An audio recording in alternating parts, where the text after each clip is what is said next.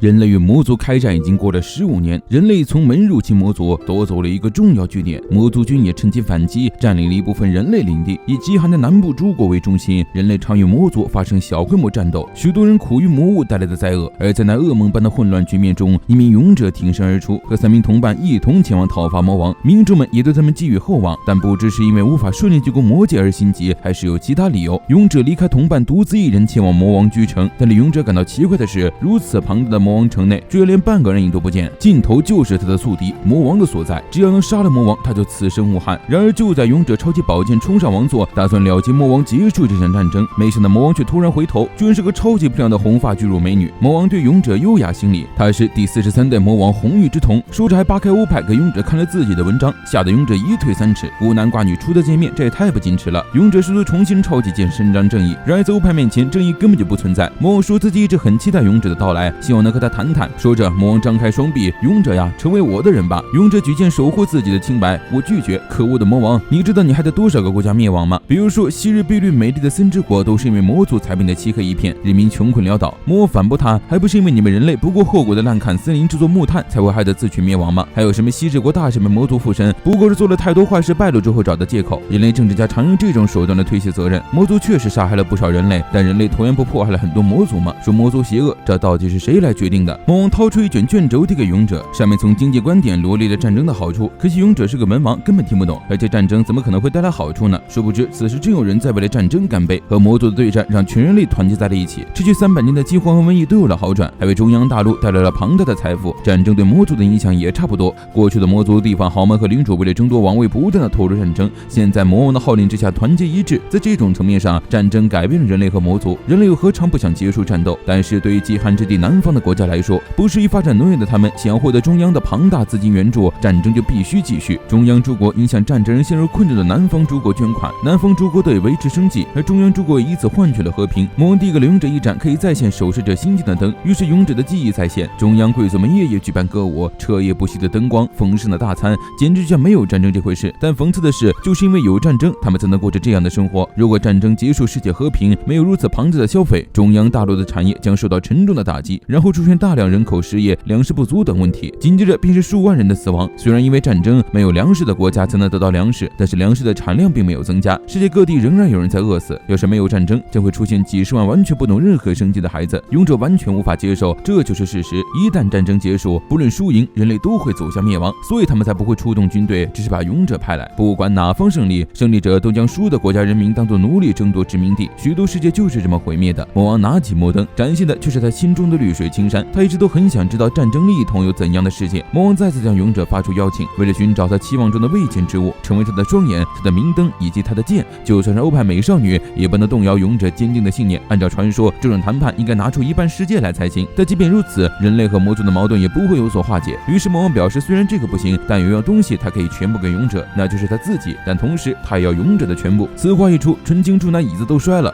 你这话他保真吗？魔王逐渐逼近勇者，表示独占他可是有很多好处的。就算他现在投降，人类的王也会隐瞒事实，而在魔界另立新王。可见这场战争对双方都有存在的必要。但是如果能有不同的结局，不管是对他，对整个世界，都是不曾见过的希望。结束战争是军人的职责，而找出结束时机则是王的职责，所以他才需要勇者，需要有人陪他一起去看另一端的景色。魔王表示，世间大多数男人追求肉体上的美感，他都非常不足。不，姐姐你太谦虚了，再色违一会儿，勇者都要被你迷得找不到北了。他唯一的自豪只有贞洁，因为他是个完全的契约主义者，契约根植在他的灵魂之中。魔王表示，不论贫穷还是疾病，他都会一直陪伴勇者。这结婚誓言都出来了，勇者你再不答应就下去换我来。勇者担心的是会不会杀害不少人。魔王表示他不保证勇者不会手染鲜血，勇者不再抵触魔王的触碰，契约成立。现在魔和勇者完完全全属于对方。魔王超级高兴，就要扑倒勇者，不小心摁在了魔灯上。于是魔王抱着勇者玩偶亲亲的黑历史当场重现，公开处刑。小两口那叫一个害羞。随后勇者就见魔王拔下来自己的脚，这居然是个插件，会不会太离谱？两人迈出了前往世界的第一步，来到了一座油画般质感的小村庄。为了隐藏身份，魔王事先派遣亲信到村庄踩点寻找住处，结果到了地方就听见女仆对他们大喊：魔王，你到底隐藏了个什么身份呢？而且不是说小屋子吗？这么大个宅子怎么回事？负责这里的就是从小跟在魔王身边的女仆长。听完魔王结婚的喜讯，他倍感欣慰。女仆长和魔王属于同族，从小一起长大。女仆热衷于追求女仆道，既完美达成主人的所有要求。在此前，他已经向村长说明，魔王是来自圣王都神学院从事研究的公主学者，为了指导新农业技术而来。而魔王城那边则放出魔王和勇者决斗都双双重伤，魔王逃走养伤，而勇者生死不明的谣言，差不多能维持个1年左右的和平。在此期间，他必须要找出那个尚未见过的结局。在同一块地上不断收割麦子，土质会越来越恶化，因此田地大多分为夏耕、冬耕和休耕3轮做。魔王打算增加到4轮，分为大麦田、苜蓿、小麦和无青田，以这4种植物为一组，4年为一周期将田地活用起来。夏天可以将苜蓿作为猪和羊的饲料，进行放牧，制造肥料培土。到了冬季，就让他们吃无青，这样既可以保证1年都有饲料，也可以让田地不休耕也不会贫瘠，正好用来拯救贫寒地区。但目前的问题是农地和村庄的整合，若要开垦田地，势必发生地盘争夺，也容易演变成权力斗争。魔王决定想尝试提高粮食自给率，解决饥荒，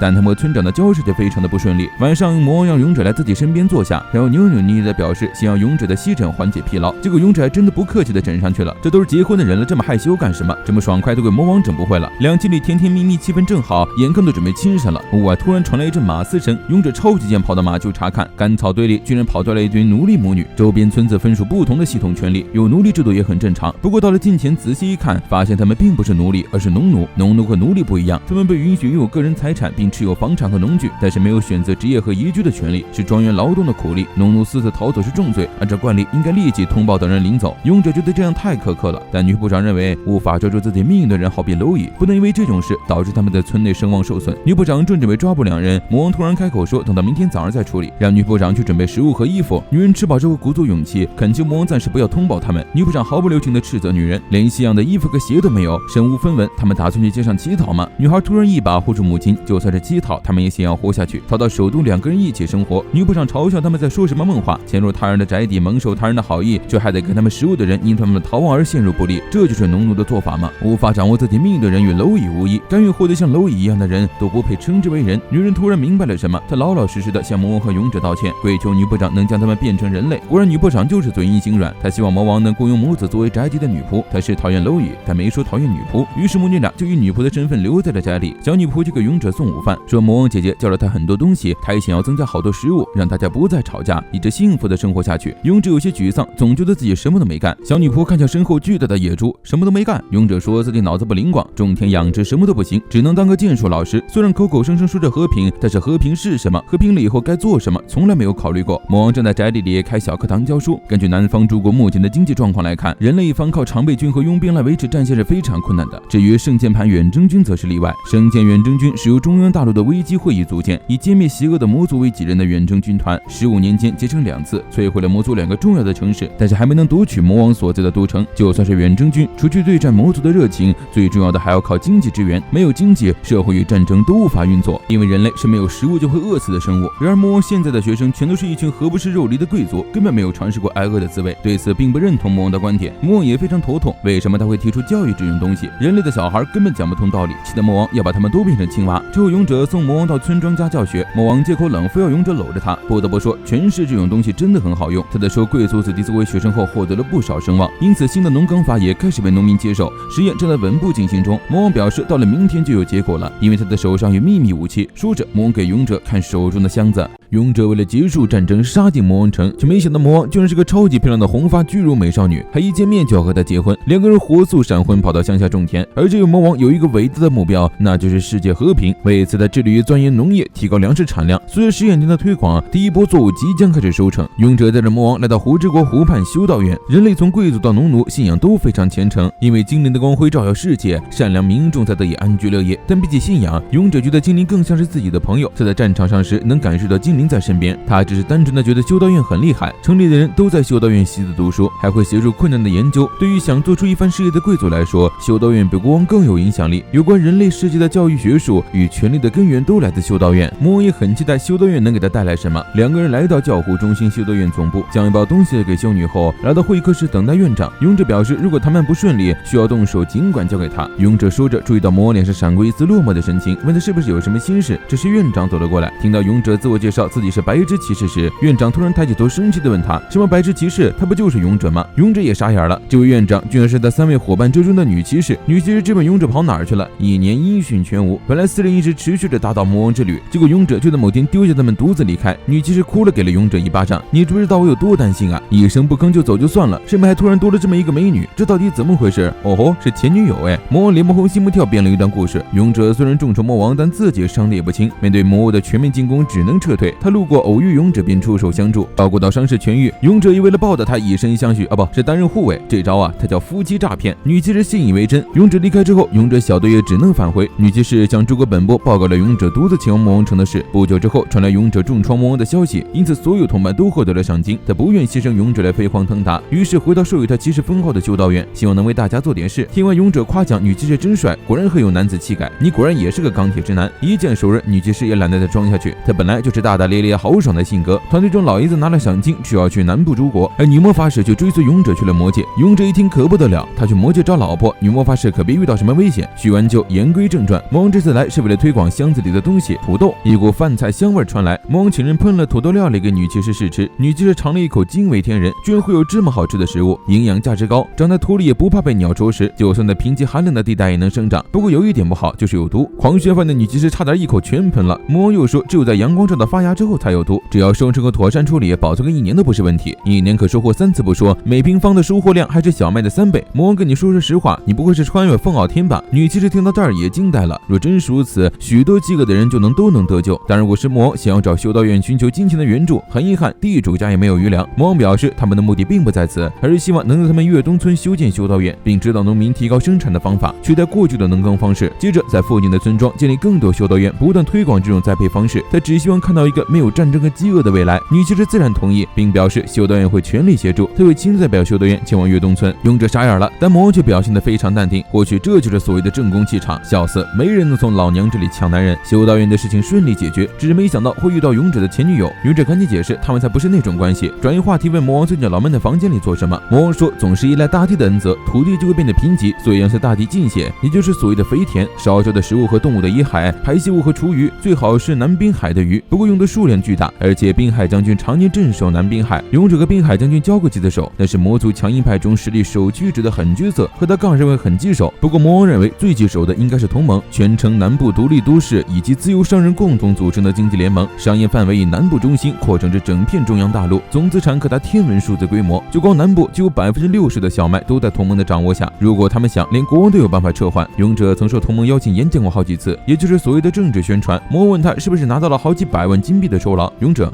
人家就给了他15枚金币啊！还有很多穿着漂亮衣服的大姐姐围过来崇拜他，还让他们举行什么庆祝胜利的大游行。在一声声靓仔中迷失自我的勇者，这时候才意识到自己被骗了。同盟不具备共同意志，只是为了保护自身利益而成长的组织，对魔王来说，因此才有利用价值。商人获得了一个奇特的罗盘，如获至宝的捧回同盟，这个无论在什么情况下都能保持平衡的神奇陀螺仪，是可能改变整个世界的存在。商人们都在惊叹着伟大的发明，同时也在提防发明这个并寄给他们幕后人的意图。随罗盘一起寄来的还有一封来自越东村的信，那里虽然是一个不值一提的开拓村，但是他们探查到越东村的村长正在探查胡之国修道院的意愿，要是为的是这件事，他们同盟很可能就无法独占这个罗盘的利益。魔王的到来让村里重新散发了活力，为此村民们都很喜欢魔王，还经常给外出的女仆母女塞礼物，大家都很羡慕他们能过上这样的生活。得知女魔法使去了魔界之后，勇者就坐不住了，半夜偷偷收拾行李准备去找人。魔王发现了，不过他对勇者表示了支持，不仅白送装备，还给魔族的族长写了介绍信，让勇者找人路上顺便给他镇镇场子，然后害羞的想和勇者来临别亲亲。女部长在得知他们2个月连手都没牵，那叫一个恨铁不成钢，提议魔王应该更加积极的进攻才对。勇者猛然害羞，觉得这事儿要不缓缓。魔王不干了，都半年了，他们什么都没干成，这像话吗？而且修道院盖成后，前女友1号就要来，勇者还要去找前女友2号，这像话吗？魔王主动凑上去求亲亲，勇者只害羞的亲了亲他的额头，表示等他回来再继续，然后带着铠甲光速逃走。夏天到来，女仆们正在为即将面见的商人的魔王准备礼服。女骑士在庭院训练贵族们，她刚来的时候得知勇者不在，差点气到抓狂。女部长面对这次的会议很紧张，和商人谈判不是明刀明枪的战争，再加上勇者不在，一切都只能靠他自己。魔王觉得没必要依赖勇者，女部长劝他太过逞强可能会让勇者不安。2位商人来到宅邸，面见盛装打扮的魔王，而魔王从盒子里拿出的宝物居然是玉米。赫鲁晓夫狂喜，你再说你不是穿越来的？魔王介绍这是1年生的农作物，最大的特点是即使缺水也能顺利生长，发芽所需的温度为30度，是最适合至今为止不适宜农作的大陆中央地区荒地。这可是一笔前所未有的大生意，将人手送到中央荒地垦荒，即使费钱费力，但是经过整理规划后的大规模耕作，可实现比以往农场更加集约、更具有高生产力的生产方式。而且开垦之后的村落将完全的同盟的控制下，并成为巨大市场。商人明白了，魔王并不是要买卖商品和耕种方式，而是要向同盟贩卖一种新概念。如果他们得到了技术，就算没有魔王也能继续进行。他所图的究竟是什么？魔王表示他不想赢也不想输，只想尽快结束战争。商人大惊，直呼不可能，除了人类胜利以外的结果，战争绝对不可能结束。魔王丝毫不慌，问同盟是不是人魔大战的最大赞助商，为人类赢得胜利提供一切资源，这只是外界对他们的看法。商人用手势向同伴示意，同伴立刻整理帽子，给埋伏在外的杀手们发布信号。殊不知他们的动作都被宅邸的幽灵骑士看在了眼里。商人问魔王是同盟的朋友还是敌人，魔王回答是交易对象。商人指责魔王刚才的话是背叛人类的异端，他为什么愿意相信同盟呢？魔王回答权衡得失，这是他们的共同语言，是仅次于天地的坚强羁绊。商人愣住，随后哈哈大笑，说的没错，身为人之前他可是商人。同伴摘下帽子示意杀手离开。魔王和商人签订的契约正式成为同盟。玉米的事情还要进行实验和育苗，明天春天才能开始种植。在此期间，商人可以利用罗盘来稳住他的同盟的地位。商人好奇地问，权衡得失是第二强的羁绊，那第一强的是什么呢？魔王回答，那当然是爱情了。商人再次大笑，突然向魔王求婚。他这里没带聘金和聘礼，显得没有诚意。不过死缠烂打和决断力可都是商人重要的武器。魔王很是羞恼，商人接着告别，给魔王整了个文手礼。勇者，快别惦记你的前女友了，你家都快被偷光了。冬季上的少主知道老爷子询问关于土豆的情况。湖畔修道院设立以来，不仅指导种植土豆，还改良农具，开设学院，据说还能搞出风车、风力动能，对他们这种缺水的国家来说，可谓是一项重要能源。粮食问题得到改善，居民们却不会再受苦了。少主想着，等到战争结束，让修道院推广农耕，岂不是很好？但一旦战争结束，中央就会切断对他们的资金援助，这种事还得从长计议。入秋之后，魔王因为同盟的事忙得不可开交，而更令他感到不满的是，勇者离开了整整半年，到现在毫无音讯。每一次主动联系他不说，寄来的信上还写着什么救了妖精族美女，差点娶了火龙公主，还见到了女魔法使，气得魔王委屈的大哭。在女部长的安慰下，回房间睡觉了。魔王走后，女部长叫住了躲在箱子里的勇者，他其实早就回来了，只是在躲着魔王，而且说是寄回来的信，其实都是他在家里现写的。女部长询问勇者躲着魔王的原因，是因为被旅馆的鸟女求爱，还是被史莱姆女孩告白，还是差点成了牛女的老公？勇者自带转移魔法，就算不能每天，每周至少也能回来一次，但勇者却一直都不回来。勇者有一些怨念，他觉得魔王一点都不依赖自己。一开始他以为魔王用他的力量来扫平魔族，结束战争，但勇者却并不希望他战斗。当然他也没笨到家，知道魔王对他持有的是各种感情，但他就是害怕。女部长提醒勇者，根据契约，他们的一切都属于对方。他彷徨的感受和体谅，憋在心中的愿景和憧憬，想要触碰的念头，说不出口的感情，全都属于魔王。而不久之后，人类和魔族再度开战的消息传来，百叶国为强化中央的联系，跻身强国行列。在诸国会议上，主张不靠圣剑远征军，派出200艘战船和7000名士兵前往被魔族占领的极光岛交战。用这些人打海战无疑是玩笑，一旦战船沉没，7000名士兵全都要葬身大海。越东村的3个贵族少年热血上头，想要跟着上战场，被担任剑术的指导女骑士痛骂了一顿。事后觉得是自己的语气太重，女仆安慰他没有这回事，说他自己也想学剑术。勇者肯把教习剑术这么重要的事交给女骑士，肯定非常信任她。女骑士脸红，说女仆越来越像女仆长了，但女仆仍旧活在之前的阴影中。虽然她现在读书识字，村民们对她也很好，但是现在的她真的算是一个人类了吗？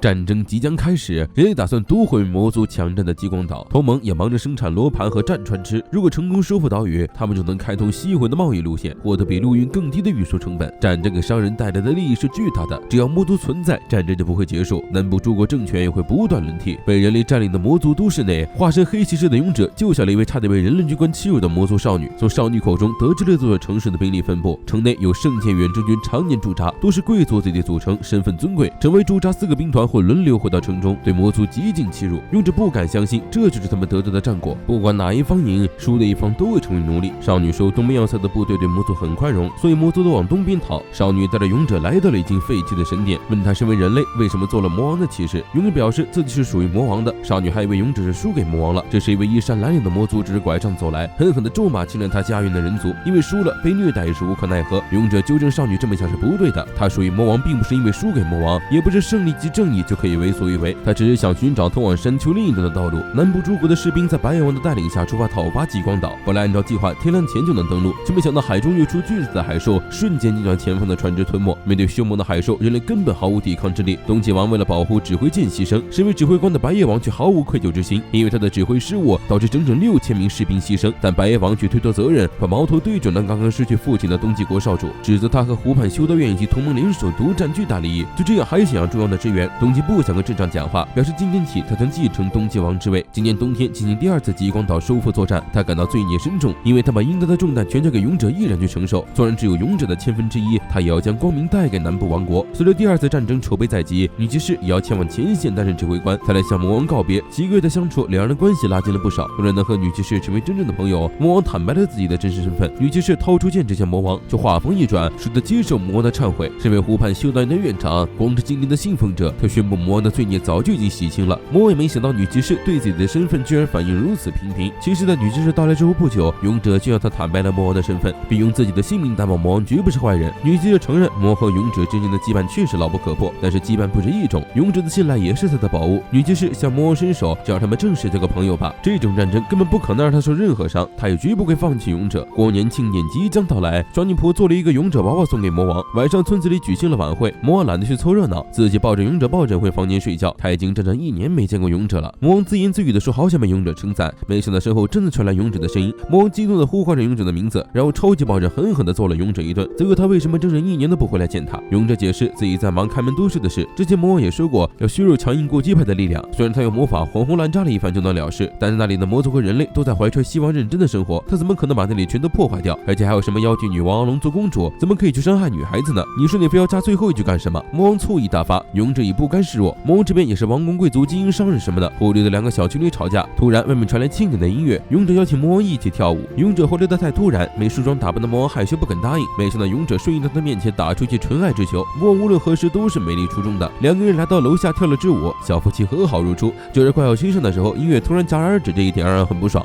相聚了短暂的时光后，勇者和魔王告别，并表示自己会在1个月内攻下开门都市，魔王也会出海参与战斗。下次见面可能就是在炮火连天的战场上。魔王不是穿越者，我是不信的，因为他居然连火箭都搞出来了。你不问他战争是什么，为什么会发生，又为什么结束不了呢？战争是一种大规模的政治形式，当异常双方接触时所产生的冲突就是争执。2个孩子相遇，争执就发生了。女仆反驳，相遇不一定就会起争执，他们也会互相帮助、互相关心，成为朋友。魔王说，争执也是在美好事物中的一部分。虽然战争是争执的一种形态，但并非所有争执都是战争。孩子们抢着送花给可爱的姑娘也是争执，争执只不过是人际关系的一种。小女仆跑进来说马车准备完毕，魔王即将出发前往前线。开放都市里，圣剑远征军们最近人心惶惶，因为城里出现了诅咒杀人的亡灵骑士。这鲤鱼在深夜把每个路过的士兵吓得哭爹喊娘。这其实是勇者联合擅长化形的妖精搞出的手笔，还让梦魇斑鸠夜夜如梦，恐吓远征军司令，吓得司令夜不能寐。士兵们都害怕亡灵骑士的诅咒，纷纷要求回国。司令只得花费更多的金钱美酒笼络。在极光岛对岸驻扎整整2周的士兵终于等来了关键人物，传说中的天才红之学士。老爷子见到魔王之后突然一惊，大喊停下，吓得女骑士还以为他们身份暴露了，却没想到4老头盯着魔王问能不能拜见一些他伟岸的欧派。被嫌弃丢人的女骑士一脚平撂倒。冬季执着于收复极光岛，不仅仅是为了恢复荣耀，只要能夺下极光岛，就就能把握好几条贸易路线，就不必再对中央言听计从。而魔王这次拿来的东西可以说至关重要。深夜，士兵们都行动起来，凿冰向岸边靠拢，在各块浮冰的连接处撒上海水和食盐，一夜之间建造了冰桥直通极光岛。魔王向东极王提供了整整6马车的盐，要求他们开战前1天什么都不做。很快，极光岛的滨海将军收到了人类进攻的消息，海战区区人类是绝对不可能赢得了他们的。但手下却说这次不是海战，而是陆战。全副武装的人类军队沿着冰桥向极光岛发起进攻，女骑士作为总指挥直接参战。王国士兵们充分发挥地上优势，和魔族展开厮杀。海上的主场优势被破解，魔族节节败退。等到黄昏，人族已经近500的伤亡攻下极光岛的桥头堡，但已仅限于此了。岛上有很多天然洞窟，岛的中心山城更是坚固要塞。守城的是魔族勇猛终生的滨海将军，而魔族残余兵力还有8000，若要以强攻解决，他们的兵力至少要多出3倍。仅凭他们手里这1万士兵，强攻怎么说都是不靠谱的。接下来只能智取，于是大家把目光投向魔王。这时有士兵来报，称极光岛南方大陆上出现大批军队，数量至少的1万以上，却并不是魔族军队，而是来自开门都市的人族远征军。魔王一笑，这就是他的策略。在听东极王攻打极光岛后，再也不堪夜夜忍受噩梦的开门都市司令，抛弃城中百姓，将烂摊的全都甩给1名部下之后，带着大军逃出开门都市，勉命契约支援极光岛。兵力严重不足的人族只能成立临时政府，让出对开门都市的管辖权，改建为人类和魔族的交流都市。为了不让人族军队汇合生成杂技之势，极光岛的8000魔族选择退出极光岛，迎战开门都市远征军队。若想突破，现在就是最好的时机。一声巨响突然从帐篷里传来，士兵冲进来还以为是敌袭，结果仔细一看，这拉风登场的靓仔不就是勇者吗？勇者的开门都市大脑，为的就是等待合适的时机将远征军逼出对战魔族。现在双方战斗陷入胶着状态，而滨海将军却径直朝他们这里出来，结果转瞬间就消灭了一支轻装步兵。魔王也不想伤害自己的子民，本意是想让魔族逃走，但滨海将军作为一名武士，自然不可能不战而逃。普通士兵根本不是冰河将军的对手。女骑士让勇者不要插手，他亲自迎战滨海将军。看着勇者亲传的剑术，女骑士手起刀落打败滨海将军，人族夺回极光岛，获得了这场战役的胜利。之后，东极王主持召开宴会，举国同庆，并授予魔王和女骑士爵位。勇者没有参加宴会，和老爷子在阳台上叙旧。勇者太过强大，如果他想一挡箭也不是问题。正因为他太过强大，才会被人类所孤立。当时勇者独自一人前往魔王城，为的就是不让同伴也成为他。老爷子很抱歉，让勇勇者感到孤单寂寞了。但这个国家不一样，不会将所有责任都压在他一个人身上。欢迎回来，勇者。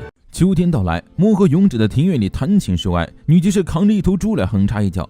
年轻的东极王登基后，国际的气氛逐渐变好，难民和被解放的农奴组成了志愿军。国王铲除了理所当然的舞弊，让经济朝着正轨发展。经由魔王介绍，3位弟子中的商人也在东之国当起了财政官，村民们脸上的笑容在增加，一切都在朝好的方向发展。勇者在跟女骑士练剑，女骑士进步很大，甚至能逮住移心幻影中的勇者。出了一身汗的两人到水房冲凉。自从魔王发明了泵之后，汲水变得非常方便。女骑士上演了一出尸身诱惑，见勇者无动于衷，她直接拖了上一个勇者洗头。两个人坐在庭院里吹风，决定聊一些敏感的话题。结果勇者这边说魔界差不多该有动静了，女骑士那边说非得分个妻妾出来。勇者没听清，女骑士赶紧转移话题。勇者一心都在魔王身上。魔王说过，只要有足够的战斗力就能结束战争，但是却无法压下战争的火种。人类或是魔族，无论谁赢下这场战争，对战败的一方来说都是地狱。就算战争结束，也无法获得和平。但不论是人族还是魔族，魔王都想要拯救。听到勇者夸赞魔王很了不起，女骑士那叫一个失落，觉得自己真没用。勇者安慰她怎么会，女骑士不也在考虑如何改善大家的生活吗？她只会打打杀杀，所以觉得大家做的事都很了不起，甚至连小女仆在魔王告诉的碳酸泉水后捣鼓出了橘子汽水。魔王拉过勇者给他梳头。明天是开门都市的沟通会议，勇者作为黑骑士要代表魔王出席。魔王要他会议结束就赶紧回来，千万别被火龙公主逮个正着。勇者丝毫没有注意到问题所在，还说火龙大公帮了很多忙，火龙公主还担任了沟通议会的议员。而且这一次会议结束后，开门都市的人类代表东之赛将还将提议要召开庙会，加深人类商人和魔族的沟通。东之赛将的人品还是很不错的，而放弃开门都市逃跑的原司令官则受到了教会的审判，因为他的怯战导致人类失去了付出惨痛牺牲才得到的开门都市。司令官辩解自己有纷争的最后一刻，还去了支援极光岛战役，结果受到了教会成员的无情嘲笑，他们的军队根本没有多少折损，就这还奋战呢。而且极光岛战役他们最后一刻出现不说，还让魔族成功逃走了，他简直罪不可恕，当初已畸形。司令官被关进大牢，择日出战。开门都市勇者和将寨逛着集会，吃香喝辣。火龙公主扑上来投怀送抱。魔王这边突然感受到了一股震动，是真的地震的震动，当然不是气出来的，而是魔界出了问题。这已经是这个月第2次地震了。魔王知道他到了该离开的时候。勇者带着魔王和女仆顺利来到铁之国。魔王拜托这里的工匠做了点特殊的东西，他认为教育拥有最强的力量。这个世界到底有多辽阔，谁也不知道。每个人都以自己的常识来了解这个世界。教育之所以重要，是因为如果不教育，大家就不会理解教育的重要性。因为农奴没有知识，所以不知道有更好的世界。要将一个人拥有的知识传递给他人，需要不少的时间。而魔王发明的这个东西，将彻底改变这个世界的教育局面，那就是活字印刷机。女骑士端着茶点夜会勇者，没想到魔王也来爬窗，两个人在勇者的门口互不相让，坚持要自己先进去。女部长突然出现，把两人一起推进了门里。勇者吓得从床上跳起来，完全不知道发生了什么。魔王和女骑士又在如何共享勇者一事上起了争执，随后索性一人一边给勇者来了个双面夹击，勇者只能痛并快乐着继续装睡。魔王说自己下个月就要回魔界去了，类似进行更新魔王执照一样的工作，最快也要好几个月。他要去参拜历代魔王之墓，而且好不容易凝聚的魔界各族向心力，说不定会有部分氏族失控擅自点燃战火。毕竟大多数人都是支持进攻人类的，魔王墓只有生命魔王的他才能进去，所以他才想要临走前待在勇者身边。他将接下来的资料留给女仆，将勇者拜托给女骑士照顾。第二天临走前，魔王交给了女仆一枚能用幻术改变容貌的戒指。他担心自己不在时，有些交易可能会无法取得对方的信任，就让女仆到时候假扮成他，将魔王和女部长送到魔界，两人就此分别。此时的白夜国内，白夜王用替身救出了被老鼠咬掉一只眼睛的司令官，两个反派暗戳戳的开始计划着复仇。商人前来面见魔王，超级紧张的小女仆跌跌撞撞的给他送茶。商人非常敏锐，几乎一眼就看出了魔王是女仆假扮的。就在女仆无措之时，勇者从外面走了进来，摘下了女仆手上的戒指，让她退下。这对勇者，商人倒是不意外。勇者自我嘲讽，毕竟他就是要15枚金币的二傻子。他觉得商人变了，比之前更加不近人情，难以接近。毕竟一旦邂逅超越自身常理经验范围的理解对象时，人就会有所改变。勇者突然提起商人承诺过，他要是从战场归来，商人就给他举办满是欧派的宴会。商人问打算什么时候参加，勇者说了一句现在，就带着商人瞬移到了魔界。这里的极光漫天，非常美丽。勇者拜托木叶英治找魔族的朋友准备酒菜，宴会在这里举办就行了。勇者相信商人刚才的话，所以他带商人来到了魔王的世界。远处灯火通明的地方就是开门都市。直到之前他被人族的数千名军队掌控，对外的说辞是司令官逃跑，城市重新被魔族统治，但其实那里的人类并没有被杀，到现在还做着生意。勇者又带商人顺移到宴会厅，同盟的商人们正在和魔族其乐融融的交谈。虽然维护治安还无法联络外界，但这里看起来非常和平。这里是世界唯一向现存的魔族与人类共存的地方。人口又有3万多人，比胡志国的首都还要大。魔王也承认此地区中立，目前由议会进行自治统治，议院有1/3是人类，而勇者就是魔族的代表。商人不明白勇者为什么给他看这些，勇者挠头说可能是因为自己害怕寂寞，不想再变回孤单的勇者了。火龙公主带着一众魔族跑来布置宴会，这些宴会和欧派可都是有了。饭后勇者问商人觉得开门都市怎么样，商人回答是金碧累累的果园。勇者说他可以把自己的权限卖给商人，商人问他代价是什么，商人做事只计较得失，所以大家都说商人是贪心的只想赚钱的怪物。不过在和魔王相遇后，勇者改变了这个想法，比任何人都聪明，都会衡量得失，却是第一次找到有无法得失衡量之物的人。他和商人说想看看那是什么，这就是代价。魔王去见了仍旧停留在外地图书馆的女魔法师，随后来到魔王墓地，历代魔王又在作乱，风也摇摇欲坠。女部长在门口送别魔王，两人约定好，如果出来的魔王不再是魔王，女部长会赌上性命讨伐魔王。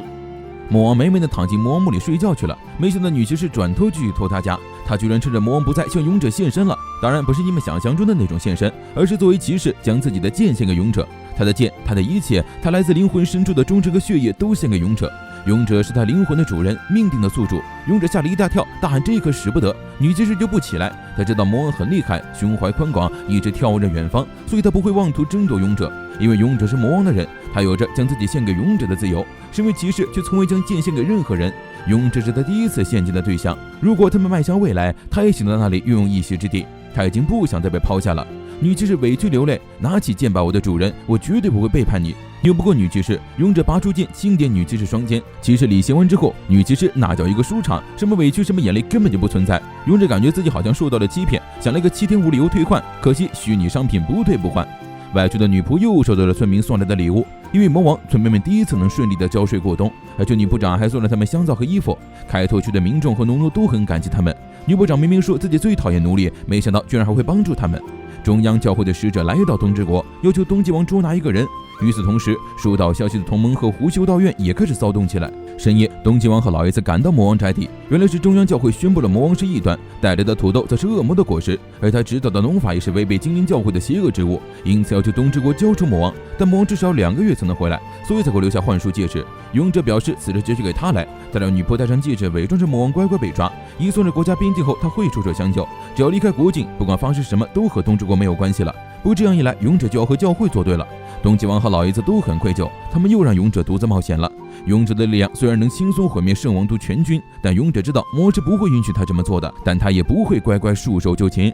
发明出土豆玉米的魔王被教会视为异端逮捕，为的是挽救教会低迷的现状。他们正在策划第3次圣剑远征军，主要的傀儡白夜王在承担战败的责任后形同垮台。此时却出现了东极王这样的豪杰，不仅赢得了民心，还靠着魔王的协助维持足够多的粮食。看门全断了锁链，中央自然就急了，证据紧张，同盟这边自然也要给出对策。商人和魔王3位学生中的吟游诗人联手，诗人帮助商人牵制委员，大胆情报拖延时间，而魔王则是异端的消息很快传遍了东之国。村民完全不相信为他们带来希望的红之学士居然是教会口中的异端，魔王非常受人爱戴，这一点女仆最清楚。她每次出门都能受到村民热情的招待，餐桌上每天都有送来的食物，大家都拜托她好好照顾魔王。他们深受魔王的恩惠，却没办法直接为魔王做点什么，甚至有妇人带小婴儿过来，让女仆摸摸孩子的手，希望孩子能变得聪慧温柔。她原本只是一名农奴，村民们却说她能侍奉主人很了不起。钟声敲响，到了他们该分别的时候，女仆需要假扮成魔王被教会抓捕。女骑士安慰女仆不用担心，勇者一定会救她出来的。女仆一直都表现得非常坚强，但是在女骑士和勇者离开之后，还是没忍住失声痛哭。她痛恨自己什么都做不了，广场被民众围了个水泄不通。教会的使者带着关押异端的聋子抵达，伪装魔王的女仆被东极王移交给教会。带上猎号还不够，使者居然只会手剑用鞭子狠狠抽打女仆的背部，直到打到鲜血淋漓、皮开肉绽。民众们闭眼纷纷不忍直视，见主持人一脚把女仆踹倒在地。看不下去的东极王想要上前阻拦，使者问女仆身为异教徒有什么要狡辩的。承受了残酷刑罚的女仆一声不吭，昂首挺胸走到民众面前，说她其实是农奴之子。不是姐姐，你好像上错号了，现在披着是魔王的皮呀。女仆在7兄弟中排行老3，哥哥在做工时断了手，被扔在一旁等死，姐姐被地主带走，再也没有回来。这么个冬天，最小的弟弟身体逐渐变冷，妹妹因为得了天花而被烧死，最后只剩他和妹妹活了下来。原来你们不是母女，而是姐妹呀！逃出来的她遇到了改变一生的命运之光，但女仆却一直在烦恼，命运那么温柔的对待她，她就不得不拒绝那双有恩于她的双手，因为她不是人，她自卑自己体内有着农奴的血，不过是一只披着人皮的虫子。但现在她要去主张自己是人类。当夏日的阳光照耀到脸上时，大家不曾闭眼感受这份恩惠吗？那就是大家身为被光之精灵恩宠之子，身为人类的证明。时针用手杖狠狠地砸向女仆，让她闭嘴，但女仆却又挣扎地站了起来，呼吁大家千万不要停止祈祷。精灵以奇迹赋予人类生命，以大地的恩惠赋予人类财产，以灵魂的碎片赐予我们自由，那是我们更加向善，成为更好的人的自由。精灵没有将人类创造成完美的存在，而是赋予了我们每一天都能一点一点努力的自由，因为那就是快乐。千万不要为此放弃精灵赋予我们的礼物，那是连国王和教会都无法亲生的神圣宝物。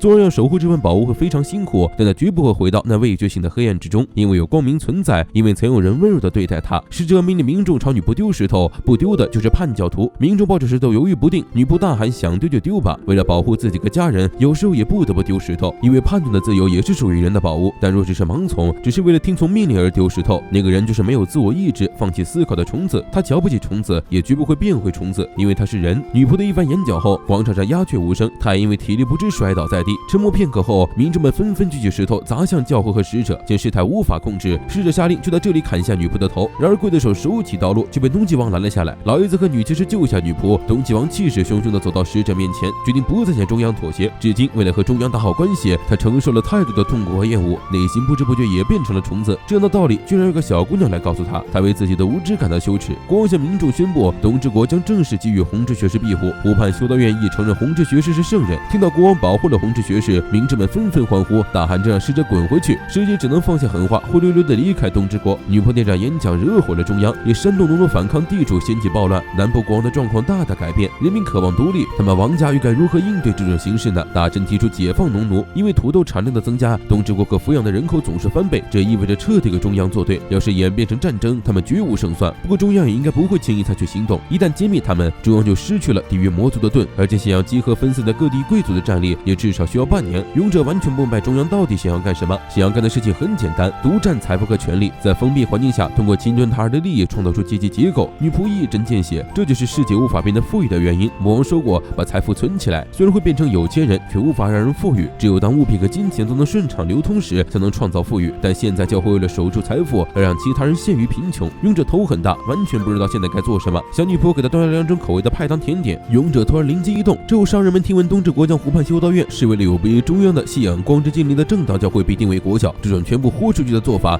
商人一猜就知道是勇者的手笔。此时的教会内部掀起了不小的风波，但中央教会目前仍有压倒性的支持。商人拿到了一张有关东之国解放农奴的宣传报，立刻被这纸张的质量和印章一样的文字震惊了，而且据说数量要3000张之多。他突然想起来魔王说过，他正在研究能取代羊皮纸的创新记录素材。魔王留下的布局终于开始发挥作用了，商人已经靠着之前的楼盘成为了同盟的委员长。由于中央低迷的景气，小麦的价格呈现上涨的趋势，商人却仍旧下令买进。不仅是小麦，还有铁矿、木炭、白银，他们的目的不是收购，而是要卖金币。东之国在宣传农奴解放，但是条令颁布之后，移居下来东之国的人数却并不可观。大臣建议可以使用歌曲，就算不识字的农奴也能用歌曲就是困难的词汇。东之国是吟游诗人之乡，只要给吟游诗人奖赏，让他们歌颂新教义。女仆突然插嘴，认为此事不妥，如果直接宣扬教义，很可能遭到教会的批判打压，将他们视为异教徒。大部分信徒都只是在虔诚的信仰光之精灵，倒不如让吟游诗人宣扬东之国的好处。南方大陆是没有农奴制度的希望之地，不论是谁，只要付出努力，就能获得丰硕的成果。这样一来，应该就有很多农民愿意前来。你能想象一个异世界番居然搞出了期货贸易吗？商人这边的小麦收购还在顺利进行中，甚至搞出了收购证书，从地主手里预购尚未成熟的小麦，这样就算因为欠收行情上涨，他们也能以便宜的价格买到小麦。中央既然检举异端，就大幅提升了开战的可能性。只要有粮食需求，他们就能人为的控制小麦的产量。他们只有一个目的，就是让中央贵族考虑明年的小麦行情。到时候他们不仅没有多少可以自由买卖的小麦，手头也几乎没有存粮。如果在这个时候小麦的价格持续高涨，这边不弯就能给他们带来无穷的利益。不愧是商人，你们玩战术的心都脏。为了今后做准备，商人打算将同盟的总部搬到湖之口附近，让中央的贵族们好好品味这漫长的冬季。不仅是人类，开门都市这边的粮食储备也是一大问题。失去极光岛让开门都市的盐储遭到重大打击。火龙公主问柴将知不知道长魔族，他们是历代出过魔王的庞大氏族，也是对人类征服欲最强的强硬派。火龙公主最近得到消息，说在开门都市的人类有秘密接触。很快的同盟大量的收购下，网度小麦的价格开始异常飙升，而商人完全没打算停手。同盟中有3名教派的成员不同意继续收购，商人直接派出暗杀小队，强制他们好好休息。财政官员收到来自引用诗人从圣王都寄来的信，以小麦为首的谷物价格飙升，而由于领主强制进行定价贩卖，谷物商人和面包店老板害怕破产，根本不敢开门。领主和贵族们都在存钱，但不管贵族们存了多少钱，都无法筹措的足够物资。这样一来，中央就会向物价未上涨的南部3国大量采购物资。要是被卷入这件事中，东之国的经济就会全面破产。产，这对于东正国来说是前所未有的危机，走错一步，整个国家就会垮掉。对此，财政官提出对策，第一步是提高关税，以小麦为中心，对南部三国的输出所有物品课税，一马车收10枚金币的税。如果不课这么重的税，他们的粮食会被中央买走，到时候冬天一定会爆发饥荒。商人们期待东正国要如何应对。窗外突然出现了一位意想不到的人，不对，不是人，那是火龙公主。公主请路过的魔法使探查到了商人的位置，她需要订购大量的盐，因为只有商人才有能力处理这批订单。相信勇者说过的话，商人觉得公主的存在或许与无法用得失衡量之物有关，他们对彼此的认知或许都太无知了。魔王说要成为魔王的时候，女部长是极力反对的。成为魔王，他必须要进入魔王墓，还可能会被历代魔王污染意志。魔王表示他的罪孽由自己来承受，而统治不需要暴力，他想和自己的命运相遇。说着，魔王拿出一本书，上面记载着刚刚出生的勇者，他想要和勇者相遇。就算勇者手中的剑是为了杀他，也是从他遥不可及的地方为了他而来的。但是在被杀之前，他至少可以说句你好，摸摸他一头柔软的黑发。为了见证未曾见过的未来，为了邂逅命运，由于东之国实施关税政策，无法买到谷物的中央向南方三国下达了宣战书，距离开战只剩10天。勇者很焦急，偏偏这个时候魔王不在身边。现在这个场面绝不是魔王想要看到的。勇者问东极王，在不折损兵力的情况下，这场战争能撑多久？他不想让双方的军队有任何人牺牲。东极王想了想，说要看天气，快的话还有2周就要下雪，只要下雪，他就有办法取胜。商人收购了大陆上大半的小麦，导致王公贵族有钱也买不到粮。在教会的支持下，圣王国计划重铸金币，以28枚旧金币换10枚新金币。旧金币已经禁止持有和使用，而新金币的铸造量已经远超汇率。不得不说，这很阿美利卡。商人丝毫不慌，旧金币2.8倍的价格，中央真的能守住吗？在中央的号召下，各方领主王国的兵马在南部三国聚集。女仆姐妹来到铁之国制造新知识的书，白野国的农奴开始向铁之国流失，这让白野王很是焦躁。司令官也是对红之学士这个异端恨之入骨，他提出趁东之王集结兵力对付远征军时，对铁之国发动突袭，一气呵成攻陷他们。而东之国这边还在等待下雪，对方是在中央的远征军人数不会少于2万，而他们这里只有不到5000人。但偏偏就在这个时候，魔族出现了，东极王无法分出兵力前去迎敌，魔族之事只能交给勇者。商人带着火龙公主前来东之国的财政官，财政官自然知道，在这片大陆上玩文字游戏的正是商人，而商人也对财政官实施的关税政策颇为赞赏。双方开始谈判，商人来此共有4个条件：第一，免除单纯同行三国而未经交易商品的关税，这样就不会影响贸易圈内的经济平衡；第二，商借极光岛，即以庄园形式租借部分土地；第三，希望能核准在三国首都设立包括银行在内的同盟商管据点；第四，收购三国通商储备的所有土豆。财政官不明白商人为什么需要这种已经被批为异端的农作物。中央想通过重新铸币恢复金币价值，但其实小麦的价格已经基本稳定，而手中握有小麦最多的毫无疑问就是商人。商人没有把小麦当作物质，而是当成了虚拟货币。他打算用这些小麦投资南部三国。魔王曾教过他们，这个大陆只有一种货币的固定汇率制，所以发生通货膨胀时，无论在国内发行多少货币都无济于事。为了提高竞争力和减少地区之间的差异，货币最好不止一种。商人打算奉行2大货币体系，在金本位的基础上增加小麦本位。如今中央经济趋弱，他正好趁这个机会通过东之国领海开通与魔族之间的贸易。商人说自己的正义或许与其他人不同，但每个人都抱着想要更幸福一点的渺小愿望，为了一点妥协而交易就是他们的责任了。红龙公主也摘下帽子，露出了属于魔族的脚，拜托财政官。但是目前唯一人类和魔族共存的开门都市政府代表，魔族准备攻打南部三国。而在魔王的城堡中，魔王也结束沉睡，走出魔王墓，但是他的灵魂却遭到了一代魔王的污染。女部长在察觉出不对后，立刻放出幽灵骑士攻向魔王。他的魔王才不会这么没品，他的魔王既聪明又睿智，讲道理，冷静，喜欢讥讽，就算不修边幅也讨厌洗衣服，不会打扫也不会做菜，但这也是他选择的他的命运。见女部长如此执迷不悟，魔王也不再手下留情，挥刀斩断了女部长的右臂。勇者在赶往魔界的途中遇到了大批参战的苍魔族的军队，装备齐全还带着粮草。勇者不想伤害魔族，打算毁了他们的物资，让魔族知难而退。失踪好久的魔法使突然出现了，魔法使和勇者碰碰额头，形成链接回路，表示这里交给他来处理。他让勇者用最大规模皱纹破坏魔界之门，魔王在等着他。只能说不愧是勇者的伙伴。女魔法使蓄能完成，超大飞传送魔法发动，将好不容易赶出的魔界大军又全给送了回去。紧接着勇者召唤广域雷击术轰炸魔界之门。好家伙，你搁这放核弹呢！手起蘑菇云，不会魔法的勇者不是好见识是吧？白国趁机偷袭铁之国，魔王学生之一的军人早有防备，和白国的骑兵打了一场漂亮的战壕战。女魔法使让勇者穿过核堡区继续向下。按理说魔界之门破坏，人这个魔族的通道应该被封了才对，但没想到勇者顺着破坏的大门一路向下飞，再一转居然掉进了魔界。原来魔界根本不是另一个世界，而是与人界相连的地下。勇者这一下直接把两边打穿了。女魔法使说魔王正在成为魔之王，在魔王城中心最下层等着勇者。女仆趁魔王不注意，将他再次困进了魔王墓内，但他知道这维持不了多久，如果魔王再次出来，他必死无疑。勇者急速砸进魔王城，一进去就被那浓厚的魔素惊呆了。魔王有这么强的魔力吗？远征军的部队在南部三国外集结，骑兵多马匹多，就需要依赖当地提供大量的草料。女骑士想到了一个损招，那就是给附近的村民散布谣言，说军队来了没有草料会惹上麻烦，然后后将他们泡了脏水的草料送过去。马吃了脏草料就会拉肚子，这样就难以在开战日开战了。铁齿国这边以极其轻微的伤亡赢得了战争的胜利，士兵正在忙着救治伤员，但司令官为首的几名士兵逃进了市区，现在正在被通缉搜捕。勇者一路连飞带砸闯进地下城，面对的是个往日别无二致的温柔魔王，但女部长提醒他小心，魔王已经被历代魔王的恶灵污染了。魔王也懒得再装，便出一把镰刀砍向勇者。勇者二话不说来了个空手接白刃。女魔法使来到东之国，转告魔王之前传递给他的消息。虽然魔王不知道战争爆发了，说的可能没什么用，那就是利用牛痘接种消灭天花，一年能死300万人的恶魔疾病，居然是有办法治愈的。这一消息实在太过震撼，魔王给出了具体的治疗方案，而且只要1枚银币，不管哪里的居民都可以接种疫苗。这样一来就有机会结束战争。之后魔王还坦白了自己魔族的身份。老爷子问魔王，是想把魔族帮着人类消灭天花的消息传出去，促进与人类魔族良好的关系吗？不过传闻话的女魔法使就进入待机模式睡着了。蔡之光意识到，或许他们对魔族的认知太过狭隘，就像人类有不同的国家一样，想起自愿留下来做人质的火龙公主。蔡之光希望东极王能好好考虑一下。勇者这边徒手掰弯了魔王的镰刀，想让魔王清闲一点。说着，勇者一把搂住魔王，这具身体是他的，不管是被污染还是被占据，都是他在这个世界上最重要也只属于他的东西。快点清醒过来吧，我的魔王！魔王被爱的力量唤醒，将历代魔王的恶灵驱逐出体内。什么征服世界，谁都别想打扰我当恋爱脑。只有女部长受伤的世界达成了，好在勇者剑一双修，也把女部长的手臂焊了回去。又和魔王从头讲起了地面的情况。铁之国内，司令官杀死围捕他的士兵，闯进印刷厂，将这里正在印书的女仆当成了红之学士，挟持小女仆威胁女仆这个异端下跪谢罪。军人及时赶到，虽然他年纪轻轻对战司令官占了下风，好在他提前将铁剑卷在手腕上，代替护具拦下一击，拽着司令官双双掉进电梯井。司令官的脑袋着地，死得透透的。军人福大命大，拽住绳索保住一命。因为粮食缺乏，中央远征军的食物只有豆子汤和碎屑面包，这引起了士兵内部的骚动。这次战争虽然金币充足，粮草却不够，空有金币没有食物，鬼子们都慌了，所以才瞄准食物充足的南部3国开战。而之所以迟迟没开战，一是马拉肚子的问题，二是领主们在争吵攻陷南部3国后如何分割领土，气得佣兵碗都摔了。当夜带着部分佣兵绕后偷袭东之国营地。虽然东之国现在集结的士兵不过200人，但女骑士完全没将这点程度的战争放在眼里。他带领手下在林中打起了游击，让佣兵本就疲惫的马队再次损耗严重。只是天上开始飘雪，他们最强的援军终于到了。教会正那个苍魔族联手，让人魔战争继续延续，召集第3次圣剑盘远征军，击溃南部3国仅有开门都市，连同魔王一起消灭。为此，就会决定量产魔王研发出的火神枪，攻入魔界，拿到光之精灵的圣骨，区区一把火枪还得打发勇者，信不信人家一个核爆魔法教会都炸平了？魔界内，魔王召开魔族大会，证明自己平安无事，并介绍勇者扮演的黑骑士正式作为他的官方代理人。勇者上场摆了超帅的 pose， 反响极差。在魔族，只有战斗力越强，才会越受到人的尊敬。女部长喊着让再夸张一点，于是勇者一个平 A 炸回了远处的山头。冷了几秒后，魔族齐齐欢呼，气氛那叫一个热烈。魔王都看傻眼了，趁着气氛炒热，赶紧宣布召开大族部会议。他的本意是想借此宣布和人类友好相处，最后魔族一致认为是魔王终于想通要和人类全面开战了，场面根本无法控制。魔王心好累，好在身边会有勇者一直陪他走下去。南部3国的土豆正在通过同盟国售往中央各国，只要尝过味道，其实理解这不是恶魔果实，相信应该会有好几国倒向南部3国。商人希望能和魔族订立停战协约进行贸易，他以商人的身份定下决定，就一定会赌上性命去做。而东极王也决定去多了解魔族，说不定2个世界并没有那么遥远。女骑士找来勇者聊天，说他把自己献给了勇者。魔王一听，刚做的热茶泼了自己一头，几个月不在家被偷了。女骑士足够坦诚，魔王也不是心胸狭隘之人。两人交谈了几句之后，就握手言和。那我们以后就是自己人了。来自正宫的大都，一家人久违的聚在一起吃了晚饭。即使这个世界混乱又无序，具有如此让人喜爱。不知为何，魔王落下泪来，他最喜欢这个世界了。魔王勇者完结撒花。